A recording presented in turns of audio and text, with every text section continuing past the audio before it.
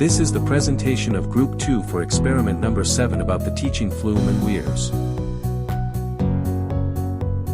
The objective of this experiment is to accurately determine the coefficient of discharge of a trapezoidal weir through experimental measurement and analysis. This involves measuring the head of water over the weir, calculating the discharge rate, and comparing it to the theoretical discharge. By determining the coefficient of discharge, the experiment aims to account for real-world flow losses such as friction and turbulence, which are not included in the ideal flow equation. The results will help students understand the relationship between head, flow rate, and discharge coefficient, and how the geometry of the weir influences fluid behavior and flow characteristics. Procedure 1. The weir plate under test is positioned at the end of the approach channel, in a vertical plane, with the sharp edge on the upstream side. The dimensions of the weir plate are taken. 2. Open the main gate valve. 3. The flow regulating valve is adjusted to give a discharge without flooding the weir. 4. Conditions are allowed to stabilize before the rate of discharge and head, h, are measured. 5. Measure the head from the crest of the weir. Note that the head over the crest of the weir is not the head of the weir. Measure this head from the crest of the weir to water surface at a point which is farther back from the weir. 6. Collect the discharge for a recorded span of time.